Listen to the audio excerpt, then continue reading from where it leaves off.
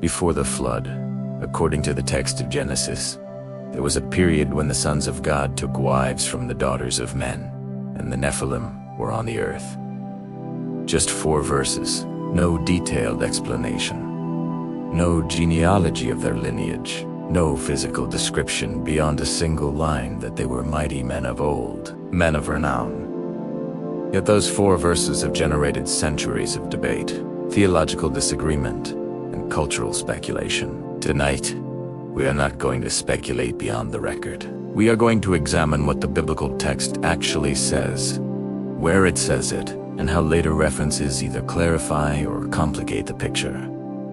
Our objective is straightforward and structured. First, we will analyze Genesis 6:1-4 in its immediate literary and chronological context, observing how it functions directly before the flood narrative. Second, we will examine the identity question surrounding the phrase, sons of God, because that single phrase determines how the Nephilim are understood. Third, we will move forward in the timeline to the wilderness period, where the term appears again in Numbers 13 during Israel's exploration of Canaan. And we will examine the Anakim and the figure of Og of Bashan. Finally, we will briefly evaluate how later Jewish writings from the Second Temple period expanded this brief biblical account, clearly distinguishing between scripture and later interpretation. This matters because the interpretation changes the entire meaning of the passage. If the sons of God are angelic beings, then Genesis 6 describes a supernatural boundary crossing before the flood.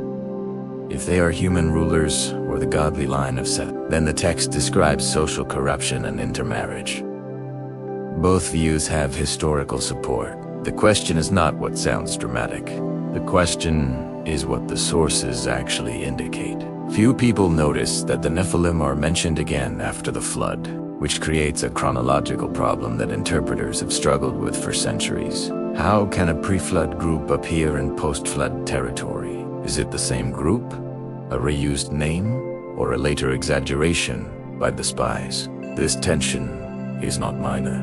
It directly affects how we read the conquest narratives in Numbers and Deuteronomy. If you appreciate structured biblical analysis that moves slowly and carefully through the text, take a moment to like the video and subscribe. It helps the channel continue producing long-form, research-based content like this. In the comments, tell me where you are watching from and what time it is there right now, and one specific question tied to tonight's topic.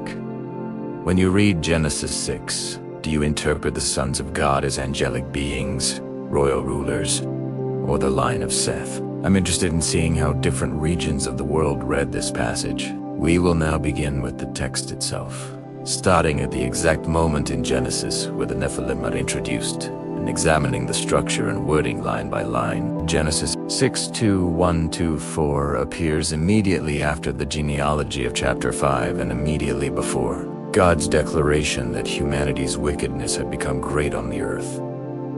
That placement is not accidental. The genealogy in Genesis 5 traces the line from Adam to Noah, emphasizing longevity and multiplication.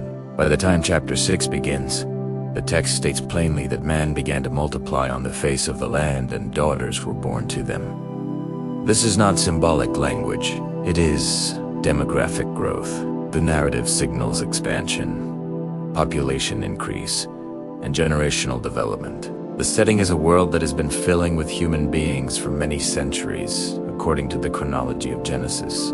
The next statement introduces a new group. The sons of God saw that the daughters of man were attractive, and they took as their wives any they chose. The Hebrew phrase used here is Bena Halo. This exact expression appears elsewhere in the Old Testament, notably in Job 1-6 and Job 2-1. Where it clearly refers to heavenly beings presenting themselves before the Lord. That lexical connection is central to the angelic interpretation of Genesis 6. However, the book of Job is generally considered to reflect a very ancient tradition, and the context there is explicitly heavenly. In Genesis 6, the setting is earthly and genealogical. This difference matters because it creates tension. The same phrase may function differently depending on context. Immediately after describing these unions, the text inserts a divine declaration. My spirit shall not abide in man forever, for he is flesh. His days shall be 120 years. Scholars debate whether this refers to a countdown until the flood or to a limitation placed on human lifespan going forward. Both readings exist in mainstream scholarship. What matters structurally is that this statement interrupts the narrative about the unions and inserts divine response. That response indicates that whatever's happening is viewed negatively, or at least as part of escalating corruption. The text does not explicitly say the marriages themselves were sinful, but the placement before the flood judgment strongly suggests deterioration in human conditions. Verse 4 then states, the Nephilim were on the earth in those days, and also afterward, when the sons of God came in to the daughters of man and they bore children to them. The wording is careful. It does not explicitly say the Nephilim were the offspring, though that is the most common assumption. The grammar allows two readings. Either the Nephilim were already present and the unions produced mighty men, or the Nephilim are directly identified as the offspring. The phrase that follows, these were the mighty men who were of old, the men of renown, describes reputation and strength, not necessarily size. The Hebrew word Gibberim is used elsewhere for warriors and powerful figures, including Nimrod in Genesis 10. It does not automatically mean giant. This distinction is important because later tradition strongly associates the Nephilim with great physical stature. However, in Genesis 6 itself, the emphasis is on notoriety and might. The narrative does not elaborate further. There is no physical description, no battle account, no named individual among them. The brevity is striking. 4 verses introduce a group that has become one of the most discussed in biblical literature. At this point in the timeline, we are still before the flood. The corruption of humanity will soon be described in broader moral terms. Every intention of the thoughts of his heart was only evil continually. The Nephilim episode is placed directly before that statement. The question that arises naturally is this: is Genesis 6 describing the cause of the corruption, a symptom of it, or simply another example of unchecked human power?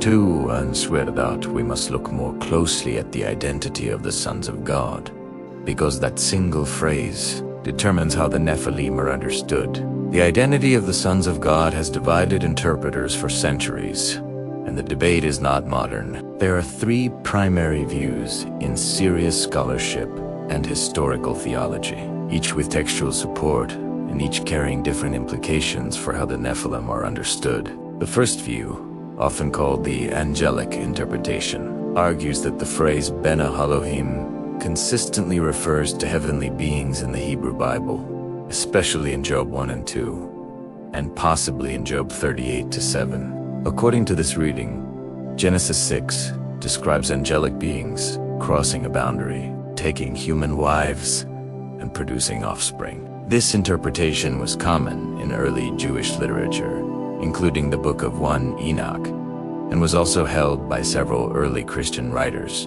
It explains why the passage appears immediately before the flood, a violation of created order that intensifies human corruption. However, this view raises serious theological and textual questions. Nowhere in Genesis 6 does the text explicitly say these beings were angels. The Hebrew word for angelic is not used. Furthermore, later biblical teaching, such as in Matthew 22:30, states that angels do not marry. Some argue that this refers to angels in heaven, not fallen beings, but the tension remains. In addition, the passage itself places strong emphasis on human corruption in general terms immediately afterward, which may suggest the focus is on humanity rather than on supernatural beings. The second major interpretation identifies the sons of God as human rulers or kings. In the ancient Near Eastern world, kings were often described as divine sons or as representatives of the gods. This view argues that powerful men began taking multiple wives, possibly by force, consolidating power, and creating dynasties. The phrase "they took any they chose" may suggest abuse of authority rather than romantic union. Under this reading, the Nephilim would be renowned warriors or powerful tyrants, remembered for strength and dominance. This interpretation maintains a fully human framework and aligns with the broader theme of escalating violence, described later in Genesis 6. The third interpretation connects the sons of God with the line of Seth, the godly lineage traced in Genesis 5, and the daughters of men with the line of Cain.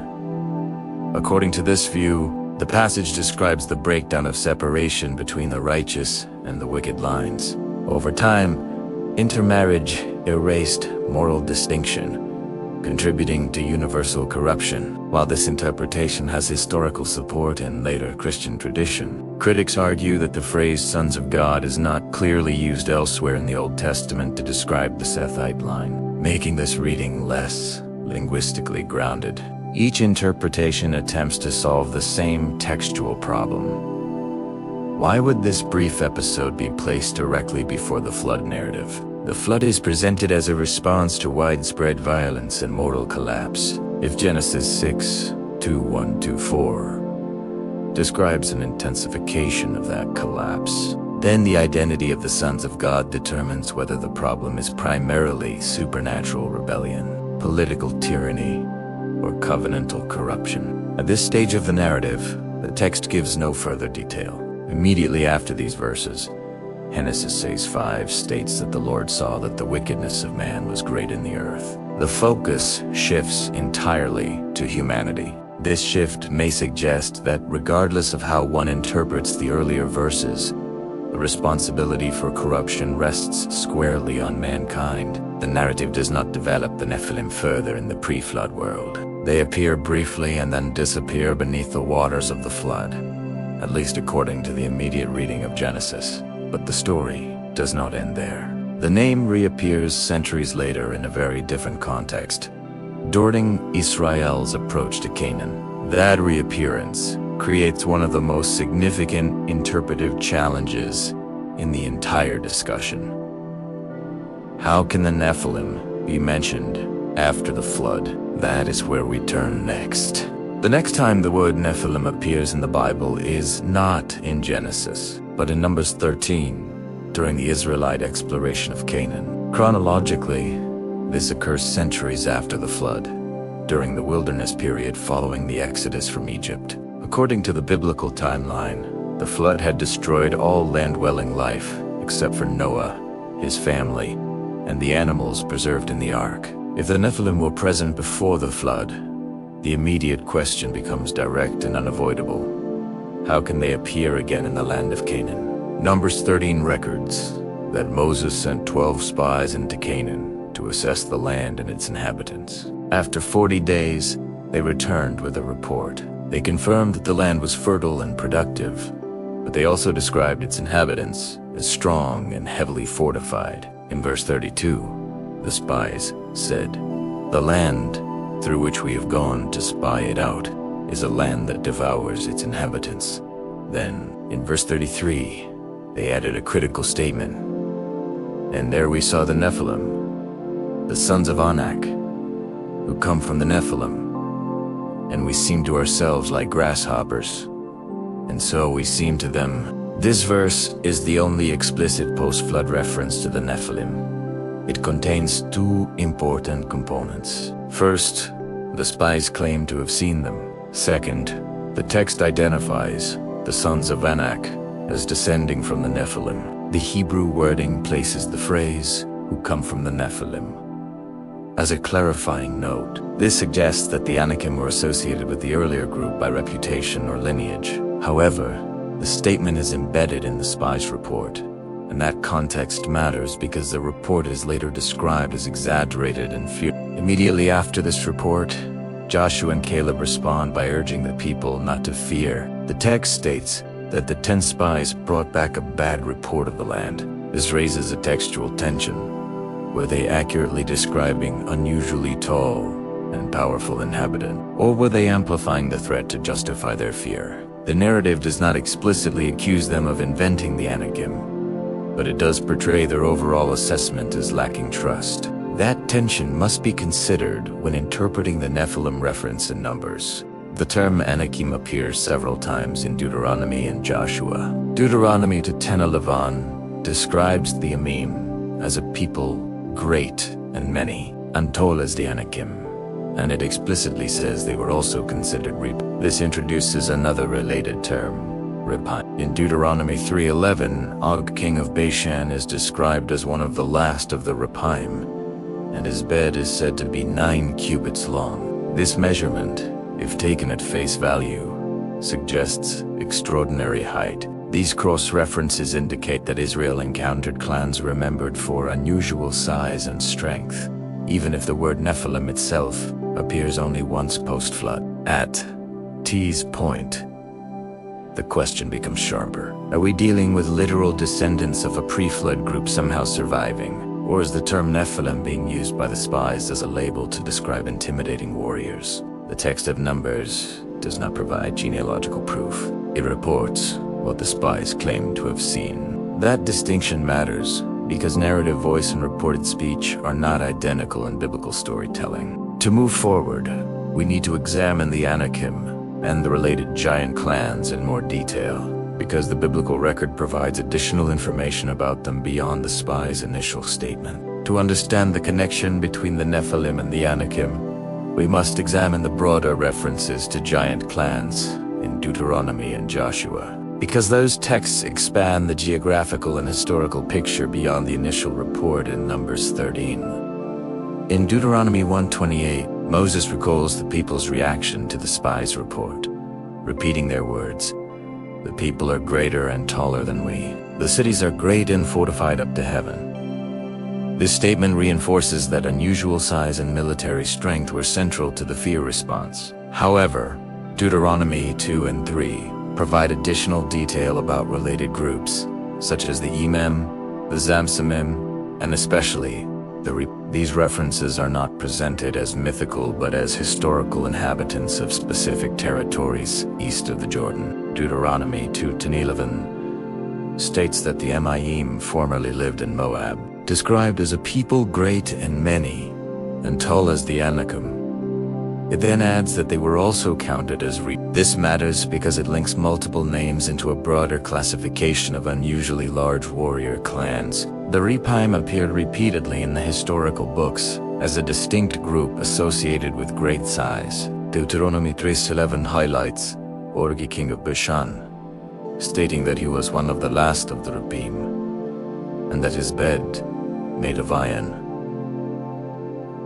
measured 9 cubits in length. Depending on the cubit used, that would place the bed at roughly 13 feet long. Whether the measurement refers to his literal height or to ceremonial exaggeration is debated, but the text intends to emphasize his extraordinary stature. Joshua 11 records that Joshua later cut off the Anakim from the hill country, leaving none except in Gaza, Gath, and Ashdod. This detail becomes important because Gath is later identified as the hometown of Goliath in 1 Samuel 17.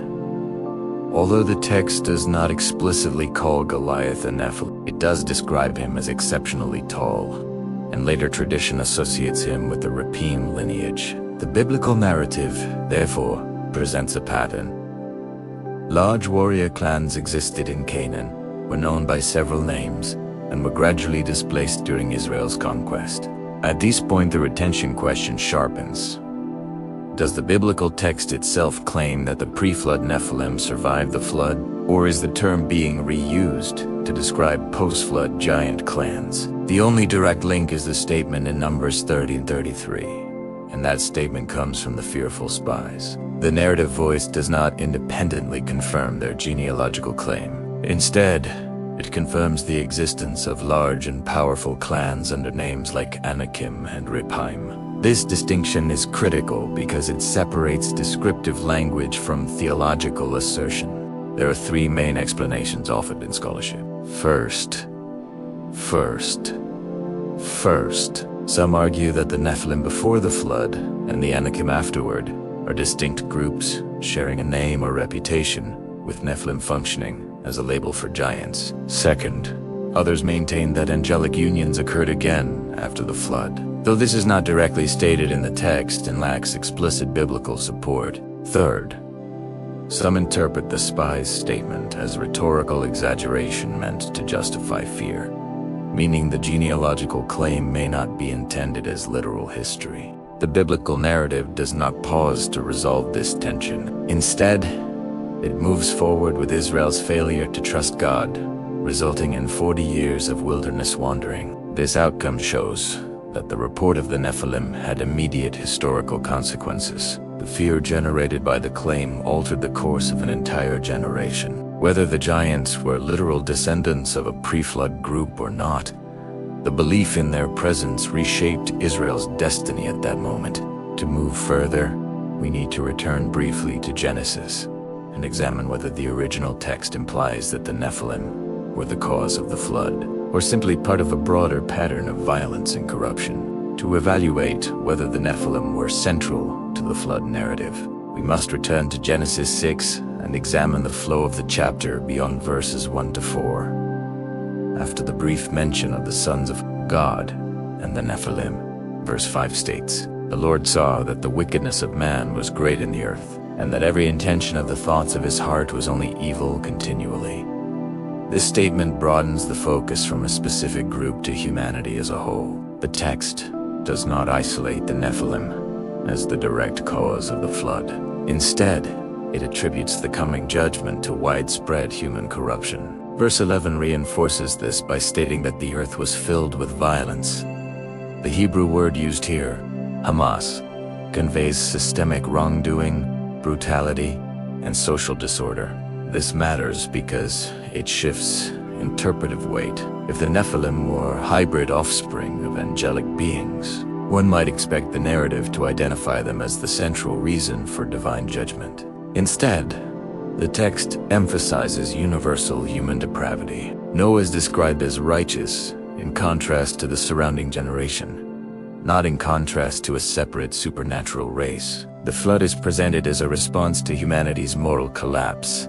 Therefore, while Genesis 6:2, the 1st to the 4th of May, describe an unusual or boundary-crossing event, the broader chapter places responsibilities squarely on mankind. Returning to the post-flood context, in Numbers 13, the reference to the Nephilim appears within a psychological and military report. The spies' language is emotionally charged. "We seemed to ourselves like grasshoppers, and so we seemed to them." This comparison is subjective. It reflects perception as much as physical measurement. The narrative explicitly states that 10 of the spies brought back a bad report. The Hebrew term used there suggests discouragement or defamation of the land's promise. This does not automatically mean the Anakim were imaginary, but it does signal that the presentation of the threat was magnified. Deuteronomy later recounts these events in retrospective form. Moses reminds the new generation that their fathers feared the size and strength of the inhabitants and refused to enter the land. The emphasis is not on supernatural beings, but on fear and lack of trust. In other words, the theological lesson drawn from the episode focuses on obedience, not on giants. The Nephilim reference functions within that larger lesson. Artistas. The data points are clear. Genesis 6 briefly mentions the Nephilim before the flood. Numbers 13 records a claim that the sons of Enoch descend from the Nephilim. Deuteronomy and Joshua confirm the presence of large warrior clans known as Anakim. The Bible does not provide a detailed genealogical bridge connecting the pre-flood and post-flood groups, nor does it explicitly repeat the angelic union event after the flood. That silence is significant because biblical narrative often clarifies major theological patterns. Here, it does not. The retention tension now becomes sharper. If the biblical text itself is sparse, why did later Jewish tradition expand the Nephilim story dramatically? To answer that, we must move forward historically to the Second Temple period, when interpretive traditions about Genesis 6 were developed in greater detail and preserved in additional writings. By the time we reach the Second Temple period, roughly between the 5th century BCE and the 1st century CE, Jewish interpretation of Genesis 6 had developed far beyond the 4 verses preserved in the Torah. Matters because much of what modern audiences associate with the Nephilim does not come directly from Genesis, but from interpretive traditions written centuries later. The most significant of these is the Book of 1 Enoch, particularly the section often called the Book of the Watchers. Although 1 Enoch is not part of the Hebrew Bible and is not considered canonical in most Jewish or Christian traditions, it reflects influential Jewish thought during the intertestamental period. In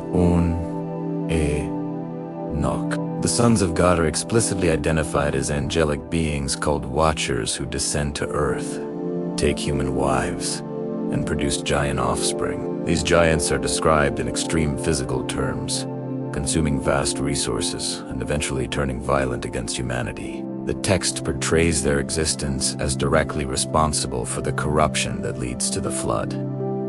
This interpretation removes ambiguity from Genesis 6 by clearly presenting a supernatural transgression. It also introduces names for angelic leaders, details about forbidden knowledge, and a narrative of divine imprisonment for the rebellious watchers. This expanded account influenced later Jewish and early Christian interpretation. For example, some readers connect to Peter 2-4 and Hudei 6, which mention angels who sinned and were kept in chains, with the Genesis 6 episode is interpreted through 1 Enoch. However, the New Testament does not directly retell the Nephilim narrative in detail. It references angelic rebellion in general terms without repeating the full Enochic storyline. This distinction is important because it shows how interpretive tradition can shape theological understanding without being identical to the biblical text itself. At this point, we must separate 3 layers of material. First, the original biblical record in Genesis 6, which is brief and restrained. Second, the historical references in Numbers, Deuteronomy, and Joshua, which confirm the existence of unusually large warrior clans, but do not elaborate on supernatural origins. Third, later Second Temple literature, which provides a detailed angelic narrative explaining the Nephilim as hybrid giants. Each layer reflects a different stage of interpretation and historical context. The central question now becomes clear. When modern readers discuss the Nephilim, which layer are they referencing? If one reads only Genesis 6, the information is limited. If one includes Numbers 13, the discussion expands to the Anakim and Rephaim. If one incorporates 1 Enoch, the narrative becomes fully developed with named angels, cosmic rebellion, and giant offspring. The tension between these layers explains why debates continue today. As we move forward, we need to examine the theological implications of each interpretation. Specifically, we must ask, what does each reading suggest about the nature of corruption before the flood and the nature of evil in the biblical worldview? This question shifts the focus from historical curiosity to theological structure, and it prepares us for the next stage of the investigation. The entire Nephilim question turns on a single phrase in Genesis 6, the sons of God. If that phrase refers to heavenly beings, Genesis 6 becomes a story of boundary violation with supernatural implications.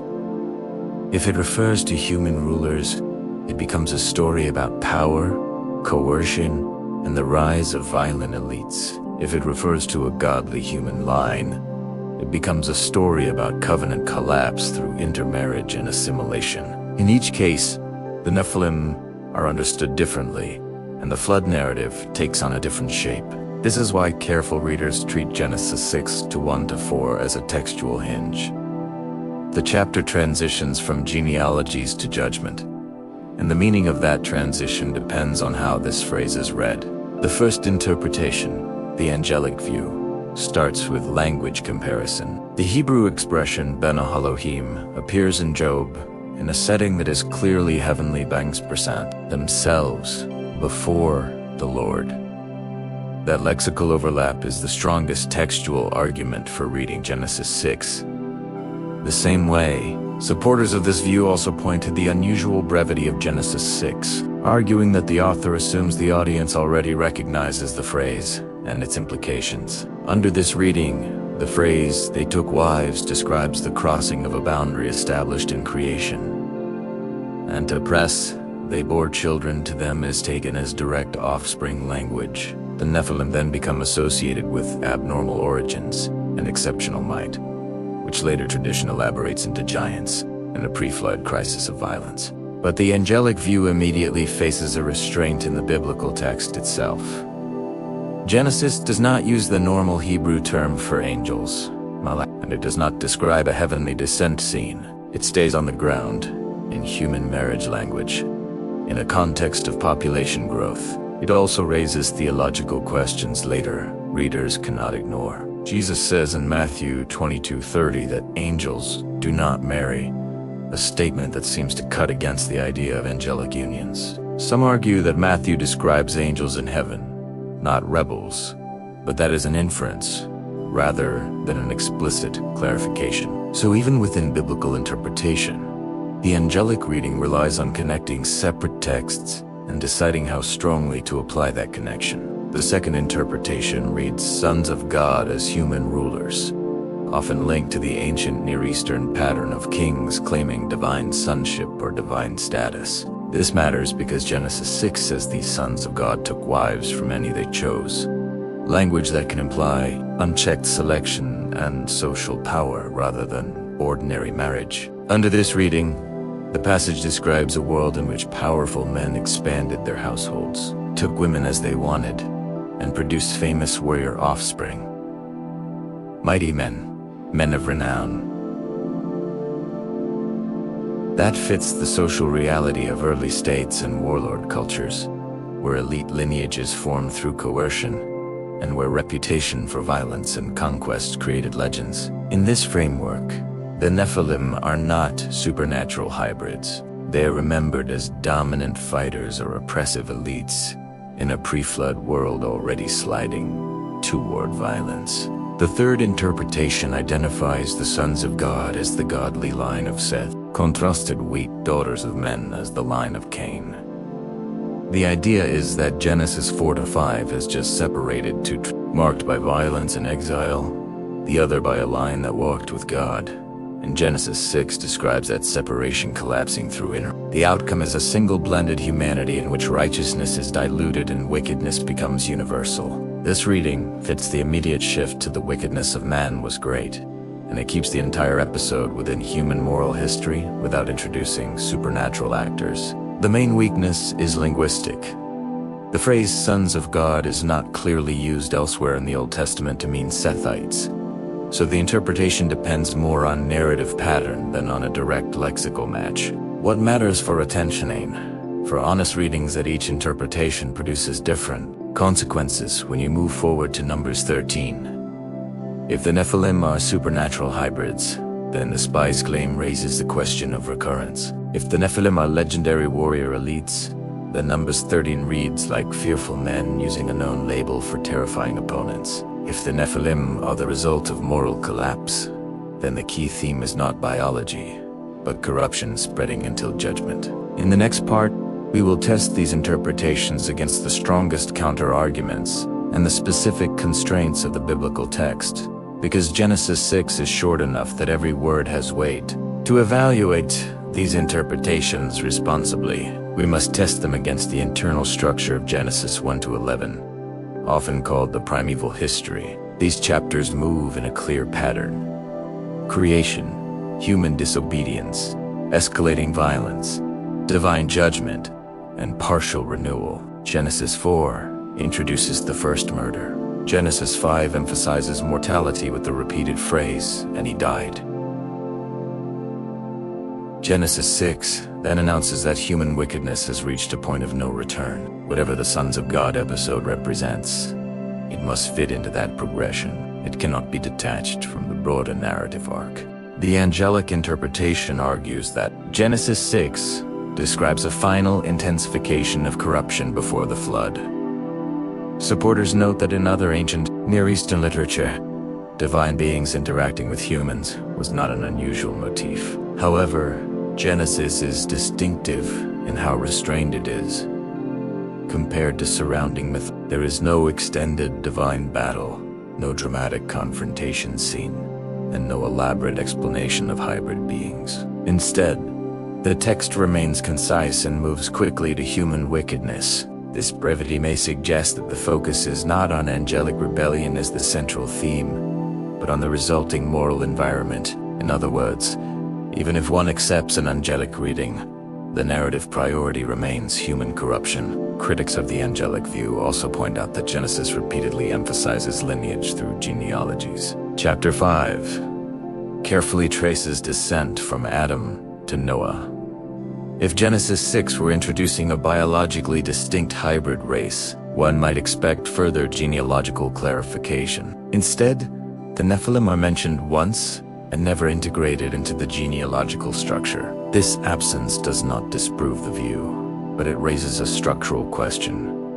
Why would the text introduce such a significant biological event and then immediately move past it without explanation? The royal ruler interpretation aligns more closely with the social theme of violence described in Genesis 6:11. The phrase "the earth was filled with violence" implies systemic disorder. In many ancient societies, centralized power concentrated violence. If elite men were taking women without restraint and producing warrior dynasties, the result would likely be increased oppression. The description "mighty men and men of renown" fits the pattern of legendary fighters remembered for conquest. This reading situates Genesis 6 firmly within human socio-political development rather than cosmic rebellion. It also explains why the flood narrative focuses entirely on humanity, not on punishing angels. However, the royal ruler view must explain why the specific phrase "sons of God" is used instead of a clearer political term.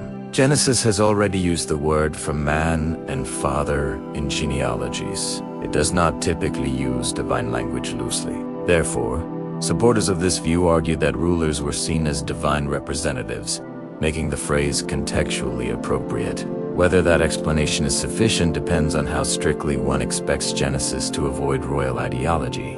The Sethite interpretation has the advantage of narrative continuity. Genesis 4 and 5 presented distinct trajectories. Chapter 4 includes Lamech boasting of violence. Chapter 5 presents Enoch walking with God.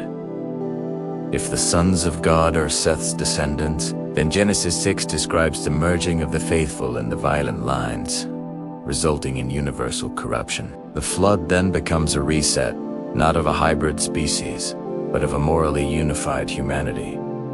The difficulty remains linguistic. Nowhere else are Seth's descendants explicitly called sons of God. The interpretation depends on theological inference rather than direct terminology. Each interpretation survives, because none of them contradicts the text outright, but each faces constraints imposed by what the text does and does not say.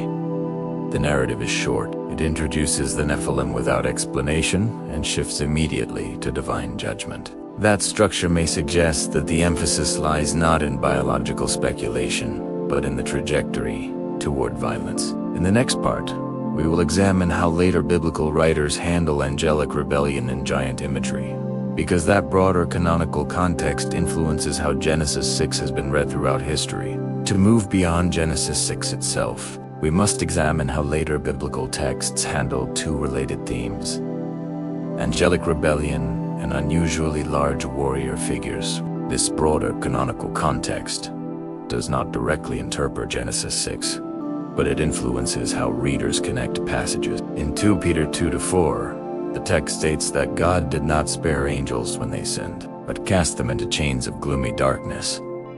Similarly, Jude 6 refers to angels who did not stay within their own position of authority, but left their proper dwelling. Neither passage explicitly mentions the Nephilim. Genesis says are hybrid offspring. However, both texts refer to angelic transgression in a way that some interpreters associate with the events described before the flood. The key issue is whether these New Testament references are independent theological statements about angelic rebellion or allusions to a known interpretation of Genesis 6, circulating in Jewish tradition. By the time the New Testament was written, the Book of 1 Enoch was widely read in certain Jewish communities, and its narrative of fallen angels and giant offspring was well established. Therefore, when Jude references angels leaving their proper dwelling, it is possible that he assumes familiarity with that tradition. However, the canonical New Testament text does not restate the Enochic narrative in detail. This restraint is important because it shows that while later writers may acknowledge angelic rebellion, they do not necessarily reframe Genesis 6 explicitly as a hybrid origin story. Turning to giant imagery, we find clearer continuity. The Old Testament repeatedly refers to large warrior figures in historical contexts. Og, king of Bashan, is described with an unusually large bed, and Goliath of Gath is given a specific height measurement in 1 Samuel 17. The Rephaim are mentioned as a people group inhabiting specific regions. These references are not mythological in tone. They appear in military and territorial records. That consistency supports the idea that Israel encountered physically imposing opponents and preserved those memories in its national narrative. The existence of unusually tall individuals or clans does not require supernatural explanation, but it does explain why the spies in Numbers 13 used strong visual language. Atistes. The interpretive tension becomes clearer. The Bible contains two streams of material. One brief and ambiguous reference to pre-flood Nephilim in Genesis 6, and multiple concrete references to post-flood giant clans. The canonical text never explicitly connects these streams with a detailed explanation. That silence leaves room for interpretation. The angelic view bridges the gap by positing a supernatural cause. The royal and Sethite views treat the pre-flood reference as descriptive of human social development, and interpret the post-flood giants as unrelated but similarly intimidating groups. Another factor must be considered: the Hebrew root behind Nephilim. It is often linked to the verb meaning to fall. Some interpret the name to mean fallen ones, suggesting moral or spiritual rebellion. Others argue it could mean those who cause others to fall, implying violent warriors who bring defeat. The text itself does not define the term. The ambiguity of the root contributes to the long-standing debate. Without a direct definition, readers must infer meaning from context, and context in Genesis 6 is limited. At T's point, the responsible conclusion is not to choose prematurely, but to measure which interpretation fits most naturally within the full biblical narrative. Does Genesis emphasize supernatural corruption, political tyranny, or a covenantal breakdown? And how does that emphasis align with the flood's stated cause? Human wickedness filling the earth.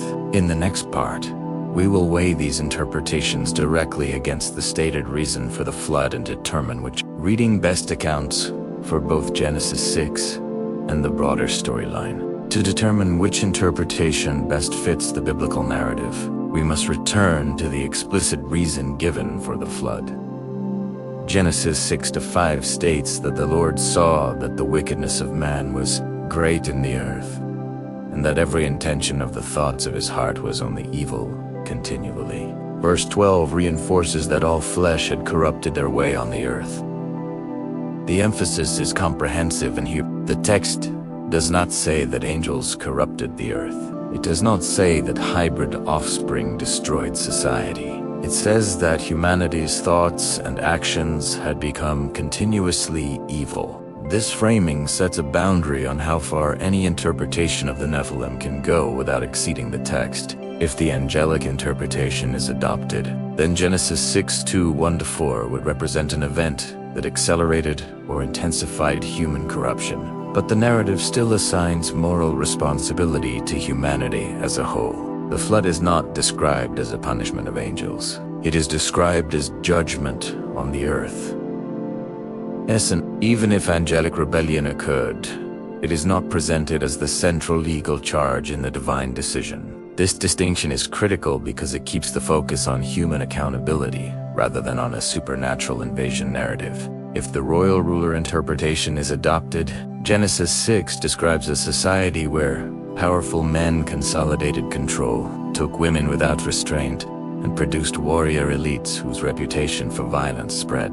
That scenario aligns naturally with the statement that the earth was filled with violence. It explains how social systems could collapse into oppression and bloodshed. Under this reading, the Nephilim are not biologically unique beings, but remembered strong men in a pre-flood world marked by unchecked authority. The flood then functions as a reset of a corrupted human order. If the Sethite interpretation is adopted, Genesis 6 describes the erosion of moral distinction between faithful and unfaithful lines. The result is universal corruption, leaving only Noah described as righteous in his generation. The Nephilim, in this case, are not central to the theological message. They are part of the social environment in which violence and renown replaced obedience. The flood becomes the consequence of covenant failure and moral compromise spreading through intermarriage and assimilation. Each interpretation must answer one final structural question. Why does Genesis move on so quickly? If the Nephilim were the primary focus, we would expect elaboration. Instead, the text dedicates far more space to the ark's dimensions than to the Nephilim's identity. That disproportion suggests that Genesis 6:1-4 serves as a narrative trigger rather than as a detailed mythological account. The emphasis lies on what follows: divine grief, judgment, and preservation through Noah. When we place Genesis 6 alongside Numbers 13, Deuteronomy 2:2-3, and Joshua 11, the pattern becomes clearer. The Bible acknowledges the existence of formidable warrior clans in Canaan. It preserves their names. It records their defeat. But it does not explicitly construct a genealogical bridge from pre-flood Nephilim to post-flood Anakim. The only verse that makes that connection is spoken by fearful spies. That fact does not dismiss the possibility of continuity, but it limits how strongly it can be asserted. At this point, the investigation is narrowed. We have identified the textual data, the major interpretations, and the structural emphasis of a flood narrative. The next step is to ask a broader theological question. What does the Nephilim episode reveal about how the Bible understands power, violence, and divine boundaries? That shift moves us from identity debates to thematic analysis, and it prepares us to examine the long-term implications of this passage. When Genesis 6 introduces the Nephilim and the unions between the sons of God and the daughters of men, it does so at a moment when the narrative has already documented increasing disorder. Cain murdered Abel. Lamech boasted of killing a man and claimed vengeance 77-fold. Human lifespans are long, populations are growing, and technological development is implied through references to early city building and craftsmanship. The text does not present humanity as primitive. It presents humanity as organized, multiplying, and increasingly violent. Whatever the Nephilim represent, they appear within that trajectory. One consistent element across all interpretations is the theme of power crossing a boundary. The phrase "they took wives from many they chose" indicates unilateral selection without restraint. The wording does not describe mutual covenant. It describes acquisition. In the broader biblical narrative, unchecked taking is often associated with moral decline. Later in Israel's history, kings who take excessively land, wives' wealth are portrayed as overstepping divine limits. Therefore, regardless of whether the sons of God are angelic beings or powerful human rulers, the action described in Genesis 6 involves an imbalance of authority. This boundary theme matters because Genesis repeatedly emphasizes limits built into creation. Humans are given dominion, but not autonomy. The garden includes permission and prohibition. After the flood, God establishes further boundaries regarding violence and bloodshed. The Tower of Babel narrative in Genesis 11 again depicts humans consolidating power in a way that challenges divine order. Genesis 6 sits within that pattern. It portrays a moment when authority, whether heavenly or earthly, operates without constraint. If the angelic interpretation is correct, then Genesis 6 depicts a violation of created categories. Beings associated with the heavenly realm interacting sexually with humanity. In the biblical worldview, categories matter. Land and sea are separated, Light and darkness are separated. Human and animal are distinguished. Crossing boundaries improperly results in disorder. Under this reading, the Nephilim become evidence of disorder spreading beyond intended design. However, even here, the narrative shifts focus quickly to human wickedness, suggesting that the lasting consequence is moral corruption rather than biological anomaly. If the royal ruler interpretation is correct, then Genesis 6 describes an early form of tyranny. Powerful men consolidate women into their households, likely strengthening military alliances and expanding influence. The mighty men and men of renown would then represent elite warrior culture, remembered for dominance. This reading aligns closely with the statement that the earth was filled with violence. The flood would then be framed as divine judgment against systemic abuse of power. If the Sethite interpretation is correct, the boundary crossed is spiritual rather than biological or political. The separation between those who called upon the name of the Lord and those associated with violent lineage. The result is uniform corruption. The Nephilim in this reading are not necessarily unique beings, but part of a society that prizes strength and reputation over obedience. At this point, one fact stands out. In every interpretation, Genesis 6 involves escalation. The world is not static. Something intensifies before the flood. Whether that intensification is supernatural rebellion, political consolidation, or covenant collapse, the result is the same.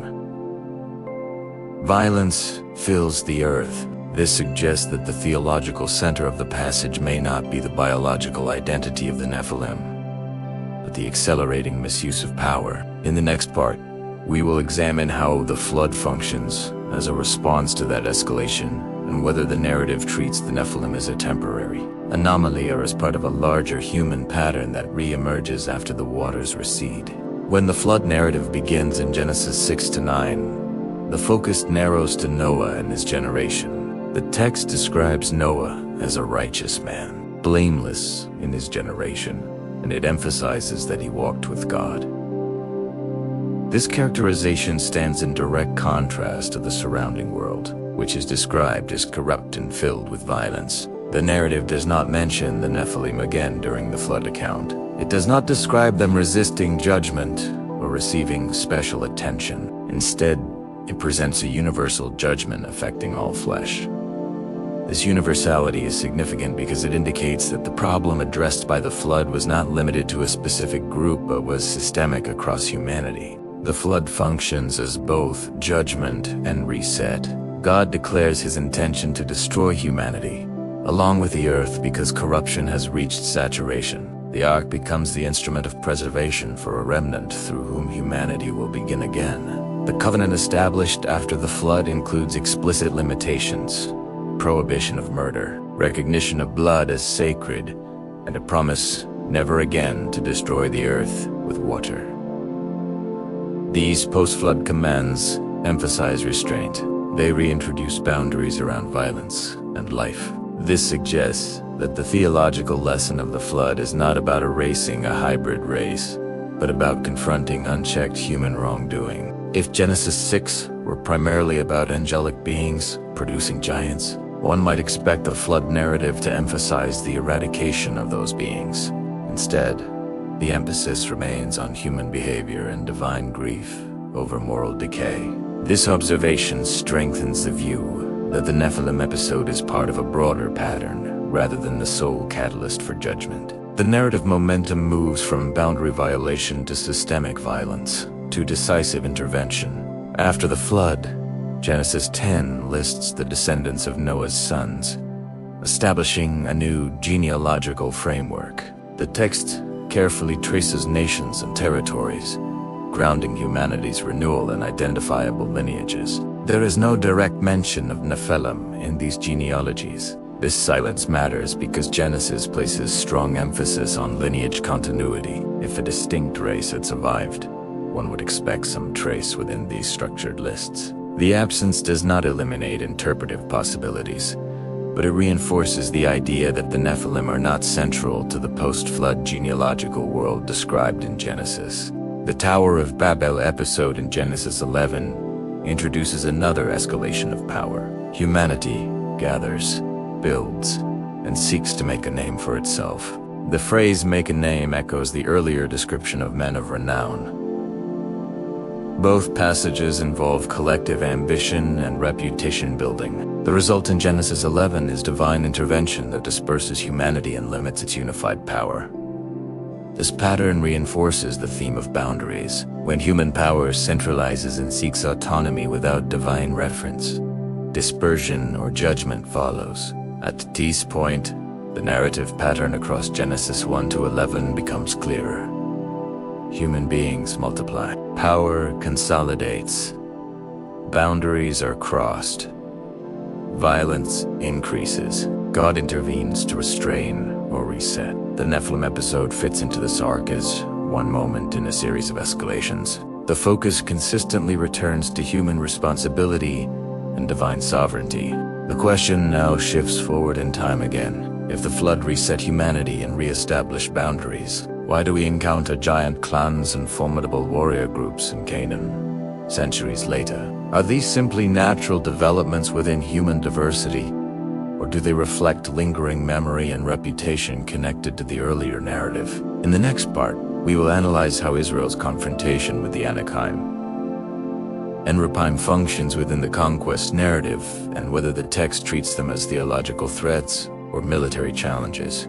When Israel approached Canaan after the Exodus, the confrontation with the Anakim and related clans occurred within a covenantal framework, not a mythological one. The central issue in Numbers 13 and 14 is whether Israel will trust the promise given to Abraham. The spies' report emphasizes fortified cities and physically imposing inhabitants, but the narrative response focuses on faith and obedience. Joshua and Caleb argue that the Lord is with Israel and that the land can be taken. The debate is not about supernatural contamination. It is about confidence in divine promise versus fear of visible strength. This framing suggests that the giant clans function primarily as a test of trust rather than as a theological anomaly. Deuteronomy revisits this moment decades later when Moses addresses a new generation. He recounts the earlier fear of the Anakim and reminds the people that God has already defeated other large and powerful nations on their behalf. The emphasis remains on divine faithfulness rather than on explaining the biological origin of giant clans. The narrative repeatedly underscores that military success will not come from Israel's own strengths but from God. Esa intervención, in that sense, the presence of formidable opponents amplifies the theological point. Victory is attributed to covenant loyalty, not to physical comparison. Joshua 11 records that Joshua devoted to destruction the Anakim in the hill country, leaving only remnants in Gaza, Gath, and Ash. The text presents this as part of a broader campaign to secure the land. There is no extended description of unusual powers or supernatural characteristics. The Anakim are treated as human enemies within the historical conflict. This treatment reinforces the idea that, whatever the pre-flood Nephilim were, the post-flood giant clans are handled within ordinary military narrative. The theological weight rests on obedience and fulfillment of promise. When Goliath appears in 1 Samuel 17, the narrative again emphasizes physical stature, but it frames the confrontation as one between human arrogance and reliance on God. Goliath's height is specified, and his armor is detailed, underscoring his imposing presence. Yet David defeats him not through superior size, but through faith and skill. The pattern is consistent. Large warriors serve as visible symbols of power, but the theological message centers on trust and divine sovereignty. The text does not connect Goliath genealogically to the Nephilim of Genesis 6, even though later tradition sometimes does. This pattern suggests that the Bible consistently uses imposing figures to highlight contrast between human strength and divine authority. Whether pre-flood Nephilim or post-flood Anakim, the narrative focus does not linger on physical description but on the moral and covenantal implications of confronting power. The giants function as narrative tension points that expose fear, arrogance, or faith. At this the recurring theme becomes clearer. The Nephilim episode in Genesis introduces a moment where power and boundary intersect. The conquest narratives present Israel facing powerful clans, but succeeding through obedience. The theological thread connecting these episodes is not the biology of giants, but the problem of unchecked strength and the question of allegiance. The biblical storyline treats power as something that must remain under divine authority, or else it becomes destructive. In the next part, we will consolidate this analysis and examine how the Nephilim discussion ultimately fits into the larger biblical worldview of order, rebellion, and restoration, without exceeding the limits of what the text explicitly states. When we consolidate the data from Genesis, Numbers, Deuteronomy, Joshua, and Samuel, a consistent narrative pattern emerges. The Bible introduces the Nephilim briefly in a pre-flood setting marked by population growth and intensifying disorder. It then describes a world saturated with violence, leading to divine judgment. After the flood, humanity is reset under covenant boundaries that emphasize restraint, accountability, and the sanctity of life. Centuries later, Israel encounters powerful clans remembered for size and military dominance. These clans are treated as historical opponents within covenant history, not as mythological beings outside human lineage. The text does not explicitly connect them to a surviving pre-flood race, beyond the report of fearful spies. This pattern reinforces a key observation. The biblical narrative consistently frames conflict in moral and covenantal terms, rather than speculative biological terms. The Nephilim are introduced as mighty men and men of renown, terms that emphasize reputation and strength. The Anakim and Rephaim are described as tall and formidable. Yet in every case, the theological emphasis remains on how humanity responds to power, whether through arrogance, fear, or obedience. The storyline does not revolve around defining a hidden species. It revolves around the consequences of misused authority. If the angelic interpretation of Genesis 6 is accepted, then the Nephilim episode represents a dramatic example of boundary violation. But even then, the flood narrative places the decisive weight on human corruption. If the royal or Sethite interpretations are accepted, the episode describes human systems of dominance or moral compromise escalating toward violence. In all cases, the consistent outcome is the same. When power operates outside divine limits, destruction follows. Another structural observation strengthens this conclusion. Genesis 1-11 repeatedly depicts humanity seeking autonomy from the forbidden tree, avenging beyond proportion, consolidating power at Babel. Each attempt to transcend limits results in consequence. Genesis 6 fits this trajectory. The Nephilim are part of a larger theme of overreach, whether supernatural or sociopolitical. The crossing of boundaries contributes to systemic violence. By the time we reach the conquest narratives, the presence of giant clans functions not as evidence of lingering supernatural corruption, but as a narrative device, testing covenant fidelity. The defeat of the Anakim and Joshua reinforces that no physical dominance can override divine promise. The later defeat of Goliath reinforces the same principle. The pattern is theological consistency rather than biological continuity. At this point, the investigation has clarified several things. First, the biblical text provides limited direct information about the Nephilim. Second, later tradition expands that information, but those expansions must be distinguished from the canonical record. Third, the consistent biblical theme across these passages is the regulation of power under divine authority. The Nephilim episode contributes to that theme by marking an escalation before judgment. The next step is to examine how later Jewish and early Christian communities interpreted these themes, and why the Nephilim became such a focal point in theological imagination, even though the biblical account itself remains brief. That historical development will help explain why the topic continues to generate intense debate today.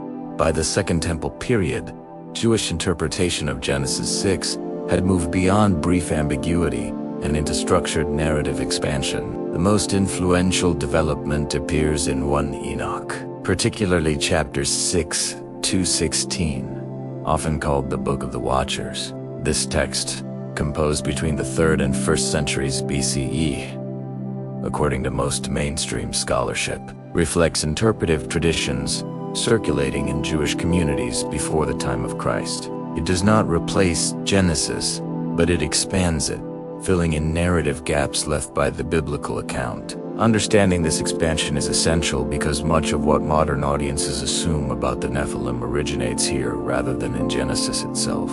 In 1 Enoch, the sons of God are explicitly identified as angels, called Watchers. These Watchers descend to earth under the leadership of a figure named Seth. The text describes them swearing an oath together to carry out their plan of taking human wives. This detail is significant because Genesis 6 contains no mention of names, leadership structure, or coordinated rebellion. The Enochic narrative transforms a brief biblical episode into a detailed account of organized angelic descent. According to this tradition, the offspring of these unions are giants of enormous size, who consume resources at an unsustainable rate and eventually turn violent against humanity.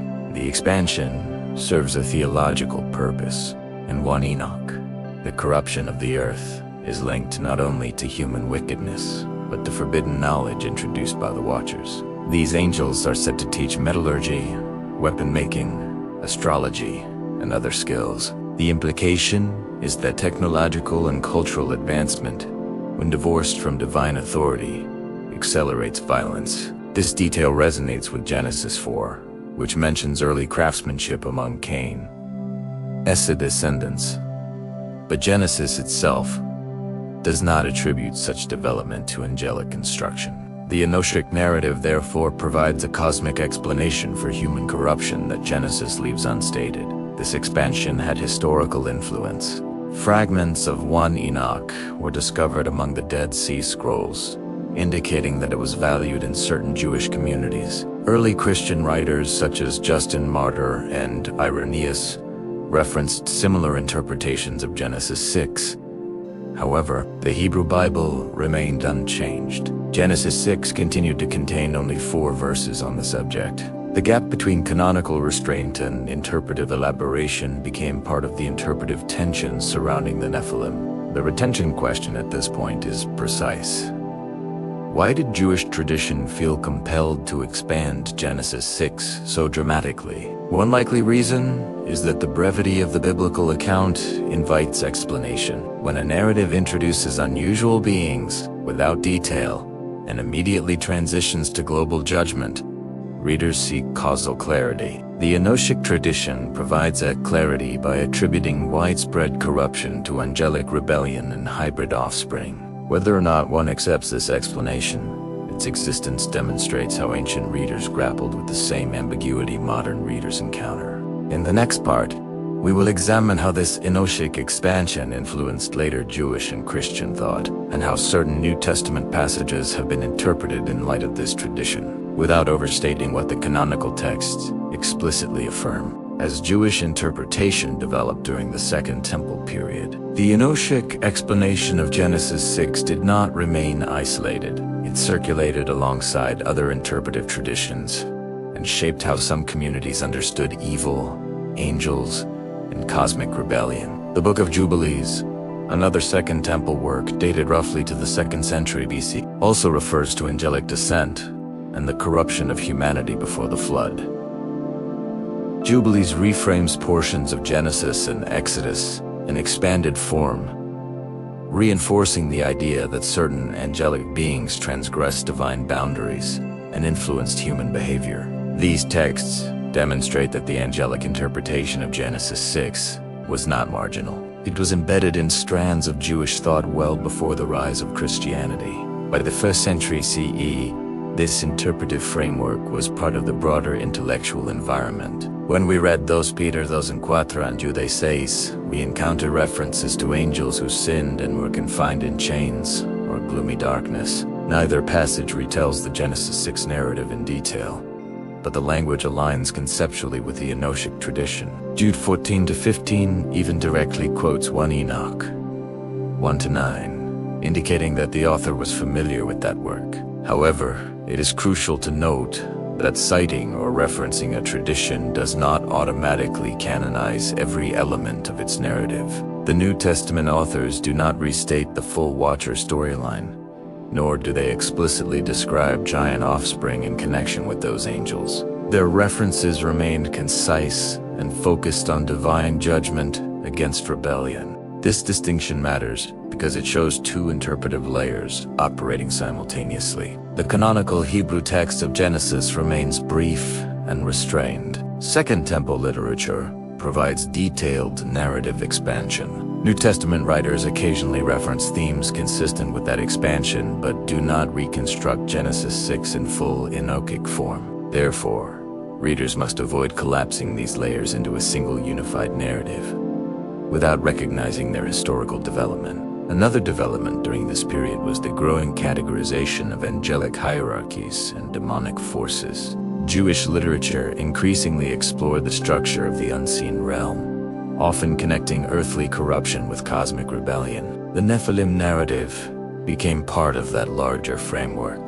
The giants were no longer simply mighty men of renown. They were portrayed as embodiments of chaos whose destruction justified the flood.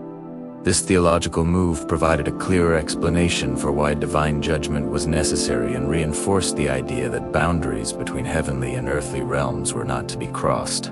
However, when comparing this expanded framework with the text of Genesis, we must observe restraint. Genesis does not describe named angels descending. It does not describe forbidden knowledge as the cause of corruption. It does not explain the Nephilim's destruction separately from the general destruction of all flesh. The interpretive expansions serve to answer unanswered questions, but they also introduce elements not explicitly present in the canonical text. At this stage, the historical picture is clear. By the time of the New Testament, the angelic interpretation of Genesis 6 had deep roots in Jewish thought. It influenced theological discussions about rebellion and judgment, yet the biblical canon itself maintained brevity. The tension between minimal description and maximal interpretation is one reason the Nephilim remain a subject of ongoing debate.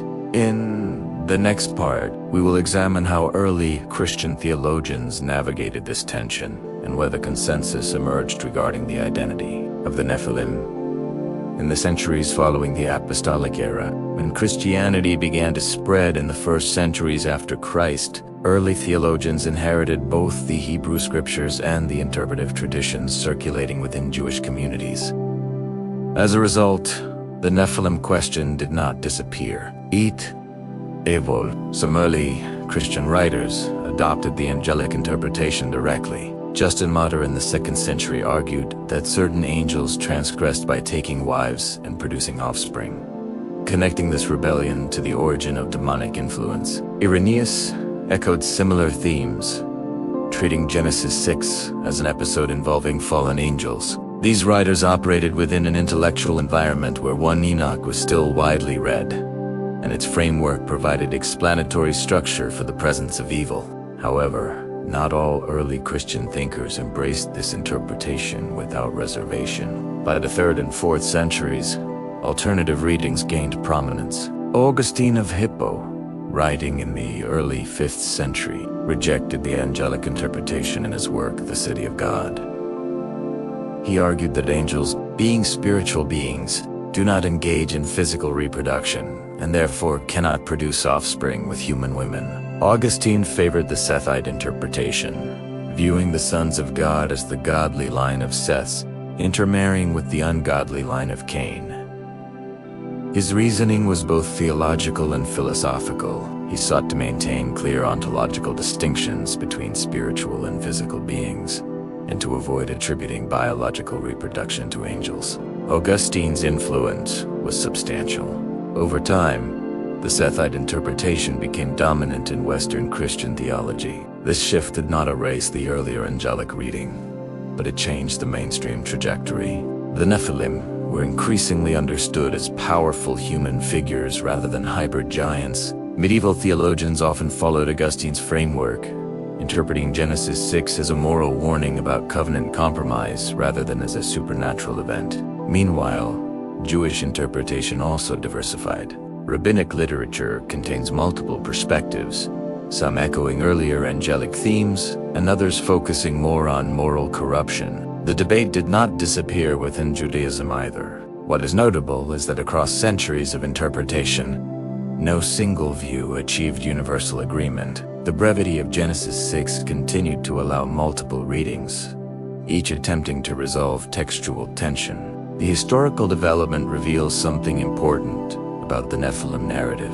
The debate persists, not because the text is detailed, but because it is sparse. When a passage introduces unusual elements without elaboration, interpreters attempt to fill the explanatory space. Early Christians, influenced by Jewish apocalyptic literature, initially leaned toward a supernatural explanation. Later theologians, concerned with doctrinal consistency and metaphysical clarity, preferred a human-centered reading. At this point in the investigation, we can see that the Nephilim question is not merely about ancient giants. It reflects deeper concerns about the nature of angels, the boundaries of creation, and the origin of evil. Each interpretive tradition reveals something about the theological priorities of its era. In the next part, we will consolidate this historical development and examine how modern scholarship approaches the Nephilim, particularly in light of linguistic analysis and comparative ancient Near Eastern studies.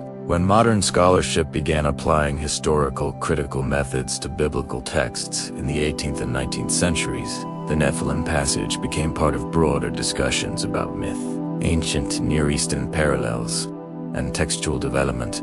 Scholars observed that stories of divine or semi-divine beings interacting with humans were common in Mesopotamian and Canaanite literature.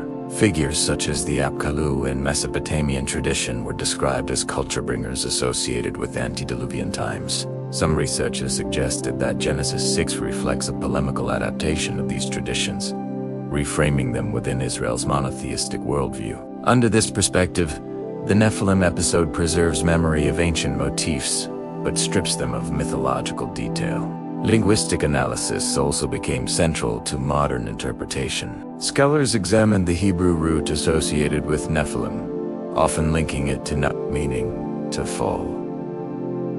Some propose that the term could mean fallen ones, potentially supporting an angelic interpretation. Others argue that it may refer to those who cause others to fall in battle, aligning with a warrior identity. Because the term appears only twice in the Hebrew Bible, definitive linguistic conclusions remain limited. Modern lexicons acknowledge the ambiguity, reinforcing that interpretation depends heavily on context, rather than on a fixed dictionary definition. Archaeological research has also influenced discussion. Excavations in the Levant have uncovered evidence of fortified cities and diverse populations during the Late Bronze Age, consistent with a biblical description of Canaanite cities. While archaeology does not confirm the existence of giants in the extraordinary sense, it does affirm that Israel would have encountered well-defended urban centers with experienced warrior elites. This historical background supports the plausibility that the spies report in Numbers 13 reflected genuine military intimidation, even if their language was heightened by fear.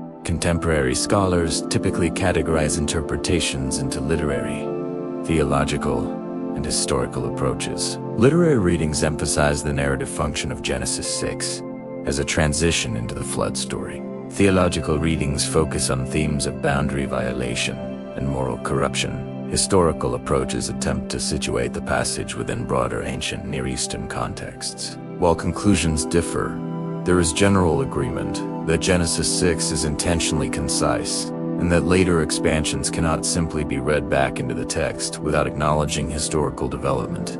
This modern phase of interpretation does not eliminate earlier views. It reframes them within academic methodology. Angelic interpretations still exist, particularly within conservative theological circles. Human-centered interpretations remain influential in mainstream scholarship.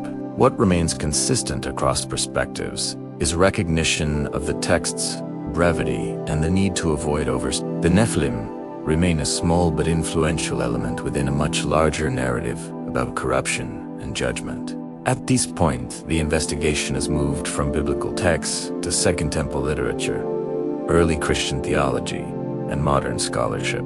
The next step is to return to the biblical storyline itself and ask what enduring message the Nephilim episode contributes to the structure of Scripture as a whole, without importing later speculation beyond what the text supports.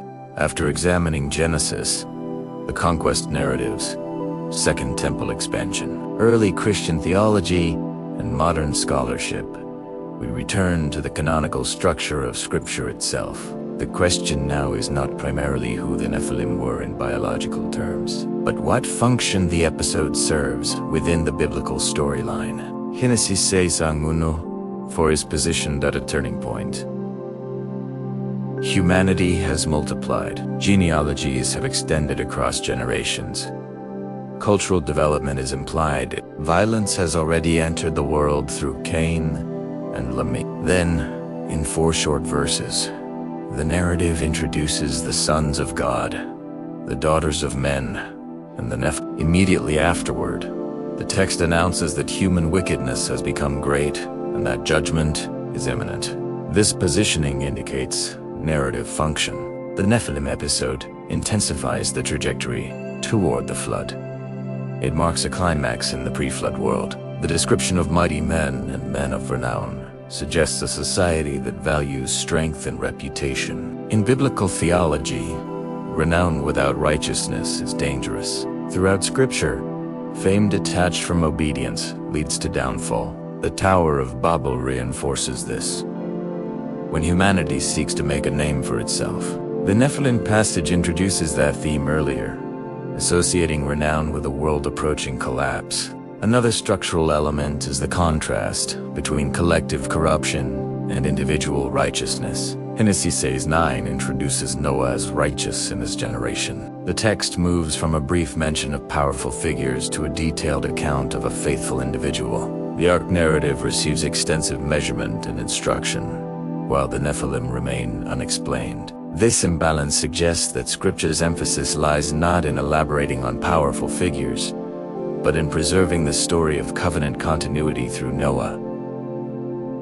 The giants are not central characters. They are part of the background illustrating how far society has moved from divine intention. When the storyline progresses beyond the flood, the theme of boundaries continues. God establishes covenantal limits regarding violence and bloodshed. Later, Israel receives legal codes that regulate kingship, warfare, and social justice. The biblical narrative consistently frames power as something to be restrained under divine authority. In T-Sensei, the Nephilim episode contributes to a recurring motif. When strength and autonomy operate without submission to God, judgment follows. The details of their origin remain secondary to this theological arc. It is also important to observe how seldom the Nephilim are mentioned elsewhere. Outside of Genesis 6 and Numbers 13, the term does not recur. This scarcity indicates that Scripture does not treat them as a central doctrine. In contrast, themes such as covenant, sacrifice, justice, and redemption receive repeated attention. The limited reference to the Nephilim suggests that they function as a narrative marker rather than a theological foundation. At this point, the interpretive discipline required is restraint. The biblical canon gives us data, but not exhaustive explanation. The Nephilim contribute to the portrayal of escalating disorder before the flood, and to the psychological tension. During the conquest of Canaan, they are not used to construct a detailed cosmology of hybrid beings within the canonical text. That observation anchors the discussion within scriptural boundaries. In the next part, we will analyze how the New Testament situates pre-flood events within its broader theology of judgment and redemption, and whether the Nephilim episode carries forward into Christian doctrine in any explicit way. When the New Testament references the days of Noah, it does so in the context of judgment, preparedness, and moral accountability, not in the context of giants or hybrid beings. In Matthew 24:37-39, Jesus states that, as were the days of Noah, so will be the coming of the Son of Man. He describes people eating, drinking, marrying, and continuing ordinary life until the flood came. The emphasis is on sudden judgment following widespread indifference, not on the identity of the Nephilim. This is significant because if Genesis 6 were primarily about supernatural offspring, one might expect Jesus to mention that aspect. When drawing a comparison, instead, the focus remains on moral unpreparedness. Similarly, Hebrews 11:7 highlights Noah's faith in building the ark in response to divine warning. The passage emphasizes obedience amid unseen realities. Again, there is no elaboration on the Nephilim. The New Testament writers consistently use the flood as an example of divine judgment and deliverance, rather than as a case study in angelic rebellion or hybrid beings. This pattern reinforces the observation that within the canonical framework, the theological weight of Genesis 6 rests on corruption and accountability. The passages in 2 Peter 2 and Jude, which mention angels who sinned, broaden the theme of rebellion beyond humanity. They present angelic disobedience as real, but they do not explicitly connect it to the Nephilim or describe giant offspring. Their emphasis is that God judges rebellion wherever it occurs, human or angelic. This reinforces a consistent theological thread. Crossing divinely established boundaries results in consequence. However, the lack of detailed connection to Genesis 6 suggests caution in constructing a comprehensive doctrine of the Nephilim from these texts. Another New Testament theme relevant to Genesis 6 is the regulation of power and humility. Philippians 2 presents Christ as one who, though in the form of God, did not grasp its status, but humbled himself. This stands in stark contrast to the pattern of grasping autonomy seen in Genesis 3:6, and on say the biblical storyline contrasts self-exalting strength with obedient humility. The Nephilim, described as mighty and renowned, appear within a narrative world that ultimately collapses under its own corruption. In the New Testament, redemption is framed not through domination but through sacrificial obedience. This continuity across the Testaments indicates that the Nephilim episode functions as part of a larger moral narrative. Scripture consistently warns against the misuse of power, whether human or angelic. It consistently portrays divine intervention as corrective rather than arbitrary. The flood becomes an example of judgment, but also of preservation through covenant. The giants in Canaan become examples of intimidating opposition, but not insurmountable obstacles when aligned with divine promise. At these days, we can observe that the New Testament does not elevate the Nephilim into a central theological category. It affirms divine judgment, acknowledges angelic rebellion in general terms, and emphasizes moral responsibility. The absence of direct elaboration suggests that the canonical emphasis remains on redemption in covenant rather than on constructing an elaborate backstory for the Nephilim. In the next part, we will evaluate how modern theological debates sometimes overextend the Nephilim narrative and assess what interpretive boundaries should guide responsible reading today. In modern theological discussion, the Nephilim often become the focal point of speculative systems that extend far beyond the biblical data. Some contemporary interpretations connect Genesis 6 to elaborate frameworks involving ongoing hybridization, hidden bloodlines, or global conspiracies. Others integrate the Nephilim into prophetic timelines or end-time scenarios. While such interpretations may attempt to harmonize various passages, they frequently exceed the textual evidence available in the canonical record. Responsible interpretation requires distinguishing between what Scripture states directly and what later readers infer. One common modern claim is that the Nephilim reappear repeatedly throughout biblical history as a persistent, corrupted lineage. However, as previously observed, the only explicit post-flood mention of the Nephilim occurs in Numbers 30 and 33 within the report of the spies. The narrative voice does not independently affirm that the Anakim are literal descendants of pre-flood beings. Deuteronomy and Joshua confer the existence of large warrior clans, but they do not trace their genealogy back to Genesis 6.